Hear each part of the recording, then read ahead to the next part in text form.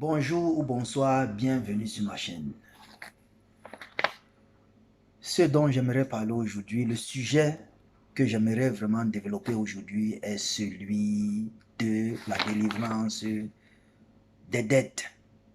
Mais tout avant de continuer, j'aimerais vous faire comprendre que je ne suis pas un expert des finances. Je ne suis qu'un individu qui a une certaine expérience, qui aimerait la partager avec ceux qui ont besoin de conseils.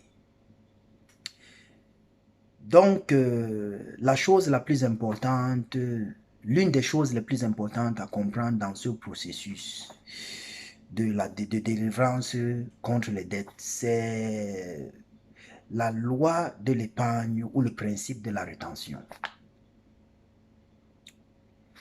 Plus on épargne, plus on se rapproche de nos objectifs. Chaque centime qu'on épargne nous rapproche de nos objectifs. Il est très important de le savoir. Et on ne peut pas épargner sans faire des sacrifices. Et pour moi, je pense, dans ce cas, les sacrifices sont simplement des choses que nous faisons pour éviter de dépenser au maximum. Ou des choses que nous devons faire qui vont nous permettre de retenir l'argent au maximum. L'une des choses les plus indispensables qu'il faut comprendre, c'est il est absolument impératif de se construire un fonds d'urgence.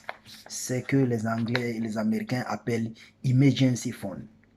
Le but du fonds d'urgence, c'est de t'empêcher de t'enfoncer dans la dette davantage en cas d'urgence. Au cas où tu te retrouves, où ta voiture tombe en panne par exemple, il te faut une voiture urgemment, tu ne devras pas rentrer dans les dettes pour résoudre ce problème.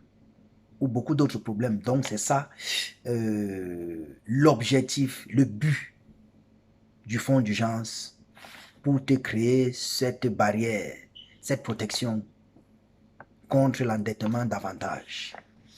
Et un bon fonds d'urgence, c'est l'équivalent de 5 fois ton salaire. Ou alors au minimum on dira, moi je dirais certainement 2 fois ton salaire est acceptable. Tu dépenses 70% de ton salaire sur le loyer, la nourriture et autres. 15% de ton salaire va dans le remboursement de ta dette et 15% va dans le fonds d'urgence. Quand ton fonds d'urgence est satisfaisant, tu utilises les 15% que tu dépensais pour ce fonds d'urgence pour rembourser ta dette. Tu te retrouves donc dans une situation où tu payes ta dette avec 30% de ton salaire. Ce qui te permettra de rembourser ta dette un peu plus tôt. Le plus tôt tu rembourses ta dette, le mieux, parce que tu dépenses moins d'argent, tu payes moins d'intérêt.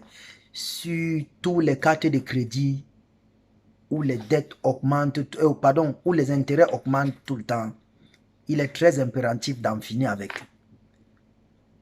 Donc, c'est que les pourcentages que je donne ne sont vraiment pas, peuvent être changés. Mais il ne faut jamais vivre avec plus de 80% de ses revenus. Il ne faut pas le faire. N'en parlons plus pour ceux qui vivent avec plus de 100% de leurs revenus.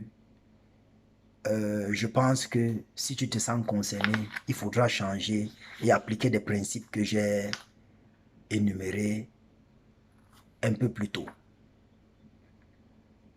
La dette est un enfreint sérieux à notre épanouissement. Donc alors, si tu viens pour la première fois dans ma chaîne, abonne-toi, appuie la cloche de notification, partage et laisse un commentaire constructif afin que, ensemble, nous puissions construire.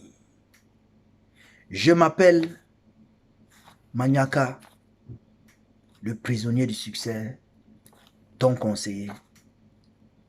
Sois béni. À la prochaine vidéo. Merci.